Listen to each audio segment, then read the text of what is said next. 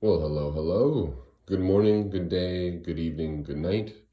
Uh, Honestly, I hope this video finds you well whenever it finds you. As promised, here's the update from my June 25th tournament and a little bit of Cole's notes depicting what transpired throughout the day, throughout the tournament. It was a 3 round tournament, and your boy did absolutely terribly. I lost for 3 rounds. Most of the meta locally here was Tyranids, Eldar, and Custodes. We had another Orcs player, and then I was the only Space Marine player. So yeah, and Tau as well. We had 2 Tau players. Yeah. Anyways, they did very well. They brought very strong lists, very meta heavy lists, as I would like to communicate it. Yeah, I never had top of turn. I always had bottom of turn, so my opponent always went first. That was another factor. And as you can probably see here, just from my foot slogging boys, this 2,000 point army here is very slow. And as a result, I could not get onto the objectives as fast as I would like to have had been getting on them. But, lessons learned, and I'm going to be making changes to this list as you see it now. I definitely need faster units to be able to jump on those objectives and play the primary better. Yeah. Overall, I had an absolute and amazing time. I never not didn't have a fun time. It was great to be able to play against Tau first round, Harlequin second, and then Custodes third round. Uh, Lots of lessons learned, and I'm thankful for being a better commander now than I was prior to the tournament. Yeah, all right, now time to unpack that a little bit. So yeah, as I said, first round was Tau. They had top of turn, long strike, killed one of the relic contemptor dreadnoughts. No questions asked, just by seeing his foot. So yeah, ignores invulns, did all the mortal wounds, did like pretty much full damage, and took me out one shot. Got on him, and it was nice to know that the other 2 dreadnoughts were able to finish him off in return, so that way he would not be popping my dreadnoughts one at a time. But overall, the Tau won and absolutely crushed me. Because of their better movement, their pre-game move, as well as Devilfish and Crisis Suits just being faster than my men on foot here, were able to claim the objectives and just push me off. Literally, just stop me from getting anywhere.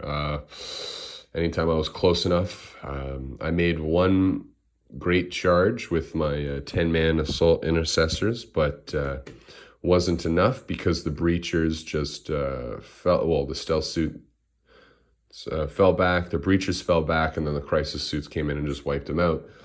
Just again, mobility and shooting was the name of the game, apparently.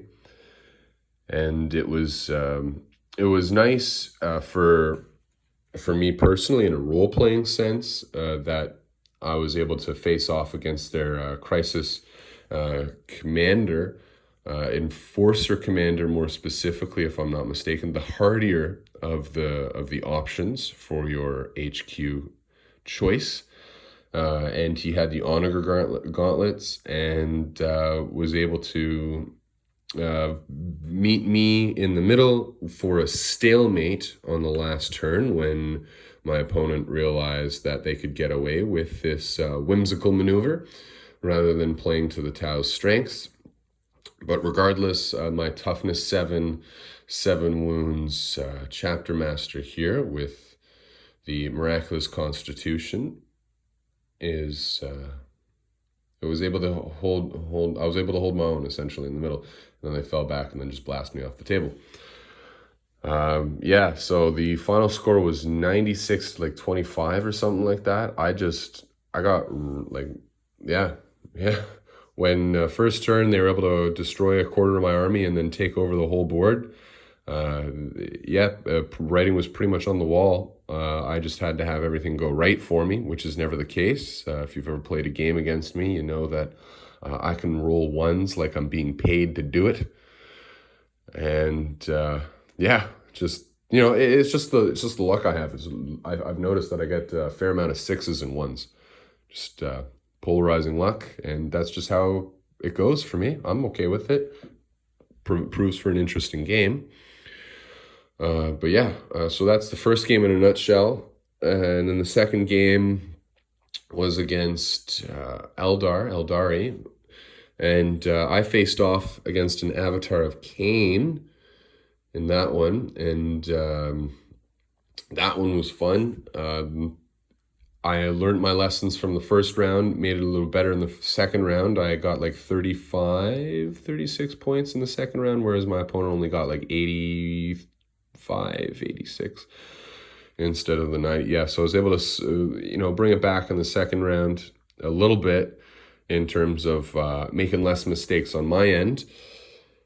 And again, Harlequins had first turn. They're able to move fast. Their rangers are pretty efficient for their points costs, being able to try and put wounds on each one of my characters even before we touch down for close combat. I think it's not Yvraine, but the Phoenix Lord, the female Phoenix Lord from the Eldari with the crazy hair. She and her support squad, I forget the actual name of the close combat beasts that were her accompaniment. I didn't want them to bad touch me, so thankfully my flamethrowers did their due diligence. I had to capitalize really on their toughness 3 and really double down on trying to make sure I can remove tools from my opponent's toolbox. Still came out with a loss though. Again, I do think that going top of turn, going first, having the lead, does provide a significant advantage. In that I was slower and didn't get to the primary objectives yet again. Tried to run them as fast as I could because at least with the aggressors, I can run them and use my flamethrowers regardless, because assault weapons -1 to hit after the run. But still, flamers are flamers. They automatically hit, which is nice. Yeah. And yeah, so it was good. It was good. Facing off against the Avatar of Cain with a squad of aggressors for 3 turns and living was absolutely crazy. That was a lot of fun. In the end, I did die, but my aggressors killed off the Avatar for me when he had 1 rune remaining for my lack of ability to just like finish him off. But still, yeah, I managed to get into close combat with an Avatar Cain and pretty much hold my own. It had the dice rolls gone in my favor a little, I definitely would have killed the Avatar of Cain in close combat, which I find rather amusing. Man, so that was that. Literally, I think just if I had a better army composition and was a little bit more mobile, I would have had a little more success in this tournament. Now, yeah, so third game was against Custodes. That one was fun. Made a new friend. Great time. And I faced off against the Blade Wizard in combat. And the new Custodes, I forget, whatever. I call him the Blade Wizard because that guy has like 3 different profiles on his sword, and he's the only Custodes with like 3 up armor, but anyways. So he's an absolute beast in combat, and he killed me, But then I resurrected. Rise from the ashes, 2 command point stratagem where I get back up on a 4-up. I rolled a 4, got back up with 1 rune remaining. And Miraculous Constitution for the net following command phase brought me to 2 wounds. And then the Chief Apothecary healed me up to 5 wounds. And then I turned around. Excuse me. And then I turned around and smacked him, killed the Blade Wizard. So that, yeah. All in all, despite the loss, that one I lost. The game was 56 to 51, if I'm not mistaken. Yeah, I had 51. My opponent had 56, and it was a good game. It was really close. Yeah, I'm gonna bring a different army composition next time, and gonna run with that. As it stands now, it looks like I'm going to be getting rid of this Venerable Dreadnought and maybe the Infiltrator squad, so I can replace those 2 with the Inceptor squad and an Outrider squad, so I can have more mobility, and being able to play the primaries, I think, will be of added value for me, because that was a major weakness in this past week's tournament. But casually mentioning infiltrators, so I think I'm just bad with infiltrators personally. I try and use their special abilities to my advantage, but I guess I haven't really leveled up as a commander to be able to use them efficiently. The only time I feel I got value out of them was whenever they were off in my backfield, holding my back objective and preventing a deep strike, or if they're off in no man's land originally from their forward deploy and holding on to an objective. Holding on to an objective and scoring me points that way. Because otherwise, in the 3rd game, I did put them in the middle to try and score me Oath of Moment, as well as primary, because there's an objective in the middle at that point. But the infiltrators, they were just a very good slingshot point for that Blade champion previously mentioned.